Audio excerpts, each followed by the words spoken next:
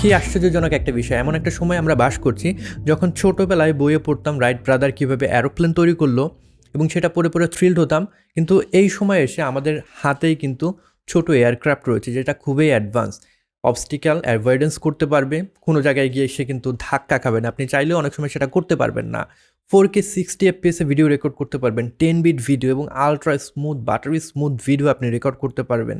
এটার সাথে যে কন্ট্রোলার রয়েছে সেটা দিয়ে আপনি 20 কিলোমিটার পর্যন্ত ভিডিও ট্রান্সমিশন পাবেন। ওয়াও!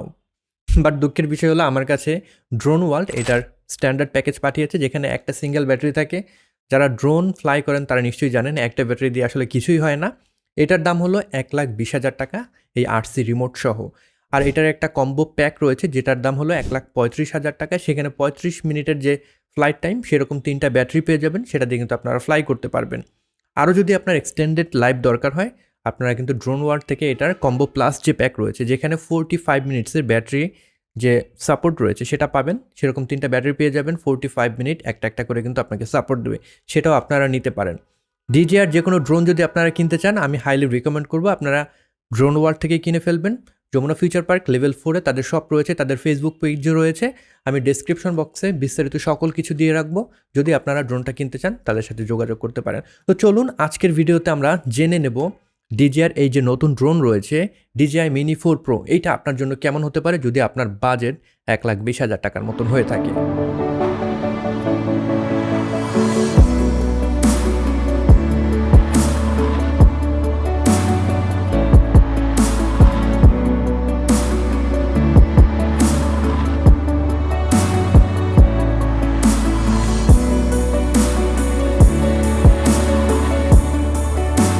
এটার আনবক্সিং ভিডিও আমি আগে আপলোড করেছিলাম, সো সেটা নিয়ে আর কথা বলবো না। DJI Mini 4 Pro দেখতে অনেকটা কিন্তু DJI Mini 3 Pro যেটা রয়েছিল সেটার মতোই দেখতে, একদম আইডেন্টিক্যাল। যদি ডিফারেন্সের কথা বলি, সামনের লেগে এটার যে ল্যান্ডিং স্ট্রাট রয়েছে সেটাকে কানেক্ট করা হয়েছে এবং পেছনে ওমনি ডিরেকশনাল কিন্তু অবস্টিক্যাল অ্যাভয়েডেন্স সেন্সর যোগ করা আছে। তো ভিজুয়াল ডিফারেন্স মোটামুটি এরকমই। এছাড়া এইটার সামনে যে ক্যাপটা রয়েছে সেই ক্যাপটাও কিন্তু রিডিজাইন্ড, আগের ক্যাপটা এরকম ছিল না, বাট এখনকার যে ক্যাপটা দেয়া আছে আপনার লেন্স এবং সেন্সরকে প্রোটেক্ট করার জন্য সেটা much better.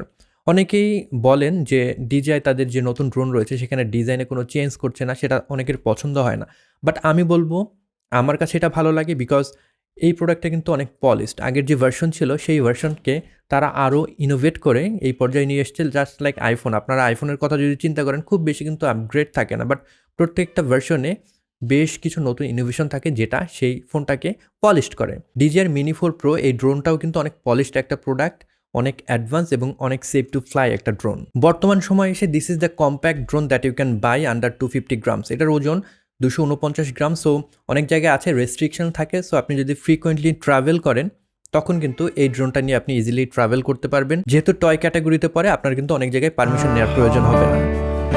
Whatever you do, wherever you are, no matter the time, the place, near or far,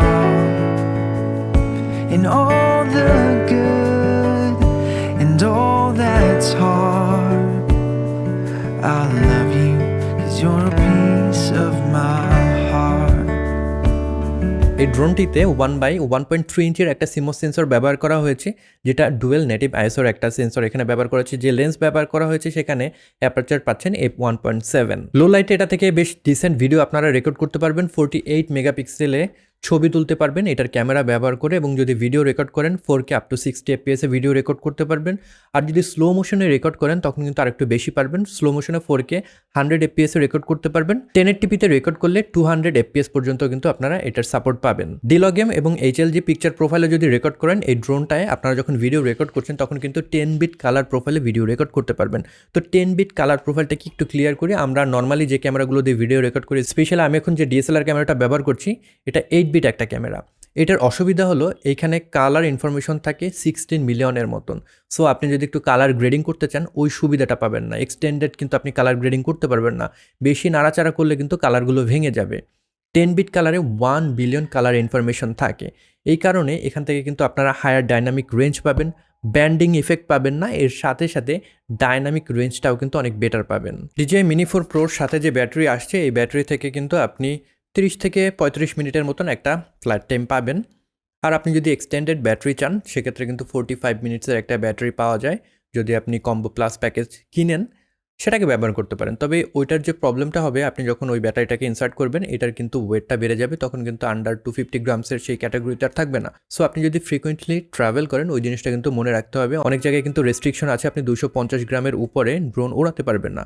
সেই জিনিসটা মাথায় নিয়ে আপনাকে ট্রাভেল করতে হবে। আর একটা গুরুত্বপূর্ণ বিষয়, আপনার কাছে যদি DJI Mini 3 Pro এই ড্রোনটা থেকে থাকে, সেটার ব্যাটারিও কিন্তু DJI Mini 4 Pro এই ড্রোনে আপনি ইনসার্ট করতে পারবেন। সো ওই পুরনো ড্রোন থাকলে ওটার ব্যাটারিও কিন্তু আপনি রিইউজ করতে পারছেন। অনেকের কমপ্লেন ছিল DJI Mini 3 Pro সেটার যে গিম্বেল কাভার রয়েছে সেটা লাগানো অনেক হ্যাসেল, তবে এখানে ইমপ্রুভড একটা ডিজাইন করা হয়েছে গিম্বেলে। আপনি খুব ইজিলি কিন্তু এই কাভারটাকে লাগাতে বা খুলতে পারবেন, এবং এটা শুধুমাত্র যে আপনার ক্যামেরা সেটাকে প্রোটেক্ট করবে বিষয়টা ওরকম না, আপনার যে এখানে সেন্সর রয়েছে সেই সেন্সরগুলোকেও কিন্তু প্রোটেক্ট করছে, হুইচ ইজ গ্রেট। অ্যান্ড এর সাথে সাথে এটার সাথে আসা যে প্রপ গার্ড রয়েছে সেটাকে ব্যবহার করলে আপনি যখন ট্রাভেল করছেন ব্যাগে ড্রোনটা যখন রাখছেন এই ব্লেডগুলো কিন্তু নাড়াচাড়া করবে না, খুব সুন্দরভাবে অর্গানাইজ ওয়েতে থাকবে, আপনি কিন্তু সহজেই ক্যারি করতে পারবেন। DJI Mini 3 Pro সেটার কথা বারবার বলছি বিকজ এইটার যে প্রিডিসেসর DJI Mini 3 Pro সেটাই কিন্তু এটার সাথে এখন কম্পিট করছে। অনেকেই চিন্তা করছেন এটার দাম একটু বেশি, ওইটা কিনবো, এই কারণে কিন্তু আমি বারবার ওইটার রেফারেন্স দিচ্ছি, এবং এটার সাথে কম্পেয়ার করার মতন কিন্তু ড্রোন ওই একটাই আছে। সো ওই জিনিসটা আমি বারবার বলছি। Mini 3 Pro যখন আমরা অন করে না উড়াতাম, যখন ফ্লাই না করতাম, এটা কিন্তু গরম হয়ে যেত। স্পেশালি আপনি যখন সফটওয়্যার আপডেট দিচ্ছেন কিংবা আপনি জাস্ট এটাকে অন করে রেখে দিচ্ছেন, ওভারহিট হয়ে যাওয়ার একটা টেন্ডেন্সি ছিল। Mini 4 Pro সেটাতেও গরম হয়, তবে ওরকম ড্রাস্টিকলি গরম হয় না। এখানে যে প্যাসিভ কুলিং ব্যবহার করা হয়েছে সেটা মাচ ইমপ্রুভ, এবং ওভারহিট জনিত যে সমস্যা সেটা থেকে কিন্তু আপনাকে অনেকটাই পরিত্রাণ দিবে।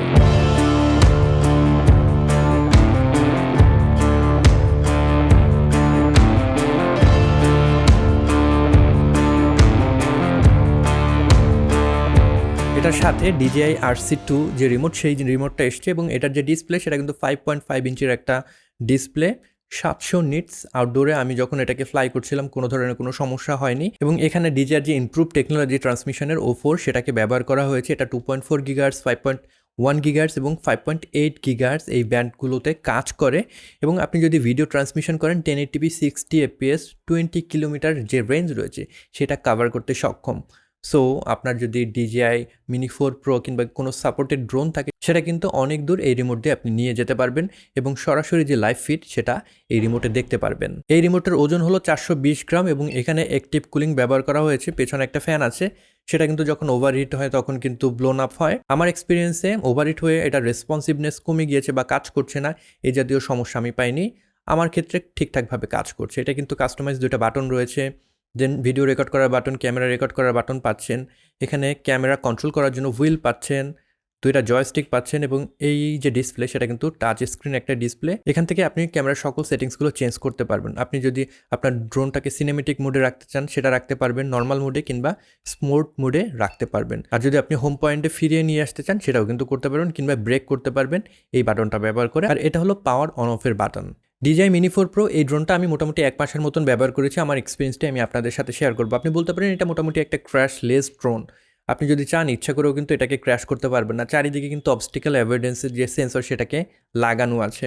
আর এইটার যে রিমোট কন্ট্রোলটা রয়েছে যদি ডিসকানেক্ট হয়ে যায় অটোমেটিক্যালি কিন্তু ফেরত চলে আসবে। আপনার যদি ব্যাটারি লাইফ শেষ হয়ে যায়, যে জায়গা থেকে এটা উড়েছিল ওই জায়গায় ফিরে চলে আসবে। সো অনেক ধরনের সিকিউরিটি কিন্তু এটার ভিতরে দেয়া হয়েছে। স্পোর্টস মোডে যখন আপনি এটাকে ফ্লাই করছেন 56 কিলোমিটার পার আওয়ারে কিন্তু এটা ফ্লাই করতে পারবে, আর আপনি যখন নর্মাল মোডে ফ্লাই করছেন 42 কিলোমিটার বেগে এটা ফ্লাই করতে পারবে। নিচে কিন্তু একটা ল্যান্ডিং লাইট দেওয়া আছে, রাতের বেলা যখন ল্যান্ড করছে এটা প্রচুর আলো হয়, ও কিন্তু নিচে দেখে নিতে পারে যে সারফেসটা ঠিকঠাক আছে কিনা, দেন ল্যান্ড করবে। সো সাফিসিয়েন্ট লাইট কিন্তু এই ল্যান্ডিং লাইটটা দেবে, এবং আপনি রাতের বেলা ফ্লাই করলেও এটাকে সুন্দরভাবে ল্যান্ড করতে পারবেন এই লাইটের সাহায্যে।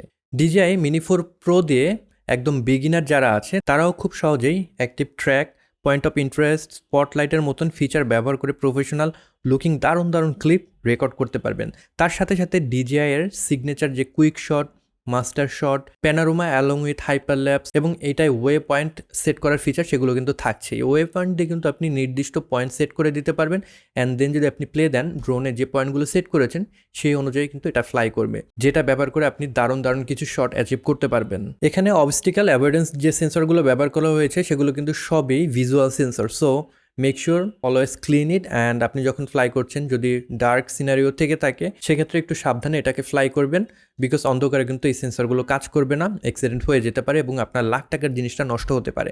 H.264 এবং H.265 দুই ধরনের কোডেকের সাপোর্ট পাচ্ছেন এই ড্রোনটিতে। তবে আপনি যখন H.264 সেই কোডেকে রেকর্ড করবেন তখন কিন্তু 10 বিট কালারে রেকর্ড করতে পারবেন না, অনলি H.265 কোডেকে রেকর্ড করলে। এবং আপনি যদি DLOC-M কিংবা HLG-তে রেকর্ড করছেন তখন 10 বিটের সাপোর্ট পাবেন। নর্মাল মোডে আপনি যে কোডেক ব্যবহার করে রেকর্ড করেন 10 বিট কালার থাকছে না। তবে 10 বিট কালারের যদি আপনি ফুটেজ নাও রেকর্ড করেন, এটা থেকে কিন্তু খুব সুন্দর লুকিং আপনি ভিডিও নিয়ে আসতে পারবেন। শুধু সমস্যা যেটা হবে, নর্মাল মোডে আপনি রেকর্ড করলে মাঝে মাঝে কিছু জায়গায় ওভার এক্সপোজ হয়ে যেতে পারে, স্পেশালি আপনি যদি একদম কড়া ডে লাইটে রেকর্ড করে থাকেন, শ্যাডোগুলো ক্র্যাশ করতে পারে। সো এই কারণে আপনি 10 বিটে যদি রেকর্ড করেন একটু বেটার ডাইনামিক রেঞ্জ পাবেন। আর আমি আপনাদেরকে সাজেস্ট করবো এটার সাথে যখন দিনের বেলা উড়াচ্ছেন অবশ্যই ND ফিল্টার ব্যবহার করবেন। এবং এটা কিন্তু প্রো মোডও রয়েছে, আপনি যদি অটোমেটিক মোডে রেকর্ড করেন অনেক সময় ভিডিওটা কিন্তু অত বেশি সিনেমেটিক আসে না, সেক্ষেত্রে যদি ND ফিল্টার ব্যবহার করেন, প্রো মোডে গিয়ে শাটার স্পিড সেটাকে কন্ট্রোল করেন, তাহলে কিন্তু আরও বেটার মোশন ব্লার পাবেন এবং সেই ভিডিওগুলো দেখতে আরও বেশি সিনেমেটিক লাগবে। দারুণ ভিডিও ফুটেজ পাবেন এটার সাইজ এবং প্রাইস বিবেচনা করলে। তবে আমরা যদি DSLR ক্যামেরা কিংবা Mavic 3 Pro সিরিজের যে ড্রোনগুলো রয়েছে সেগুলোর সাথে তুলনা করি, কিছুটা পিছিয়ে থাকবে, বিকজ এটার যে সেন্সর সাইজ কিছুটা ছোট, আর কিছু লিমিটেশন তো থাকবে, রাইট? বাট ওভারঅল একজন আমজনতার জন্য যতটুকু দরকার তার চেয়ে বেশি কিন্তু প্রোভাইড করতে সক্ষম এটার যে ক্যামেরা রয়েছে সেটা। HLG বা DLOC-M যে পিকচার প্রোফাইল রয়েছে সেটাতে যখন রেকর্ড করছেন 10 বিটে রেকর্ড করতে পারবেন।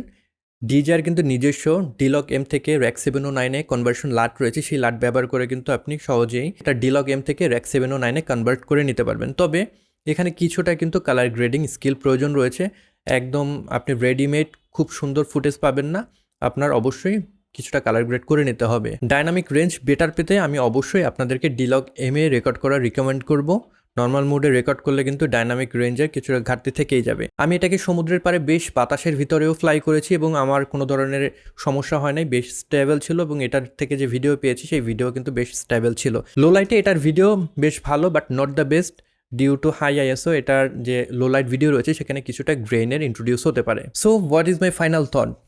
Once again DJI small drone ক্যাটাগরিতে একটা নতুন বেঞ্চমার্ক তৈরি করে গেল। আপনি যদি কোনো স্মল ড্রোন কিনতে চান, to be very honest, you don't have any other choice. Updated obstacle detection, active track 360, waypoint এবং O4 যে ট্রান্সমিশন রয়েছে, লং ডিস্টেন্স ট্রান্সমিশন, সেই ফিচারগুলো এই ড্রোনটিকে করেছে অনন্য। যদিও এটা সস্তা না, RC2 এই রিমোট সহ এটার প্রাইস 1,20,000 টাকা। তবে আপনার কাছে যদি 1,20,000 টাকার একটা বাজেট থাকে ড্রোনের জন্য, I think it's worth it. So এই ছিল আজকের ভিডিও। আশা করি ভিডিওটি আপনাদের ভালো লেগেছে। যদি ভালো লেগে থাকে কিংবা এই ভিডিও থেকে নতুন কিছু জেনে থাকেন, তাহলে ভিডিওটিতে অবশ্যই একটা লাইক দিয়ে যাবেন এবং এই চ্যানেলে আপনি নতুন হয়ে থাকলে সাবস্ক্রাইব করতে ভুলবেন না। I'll catch you guys on the next one. I'll then good bye.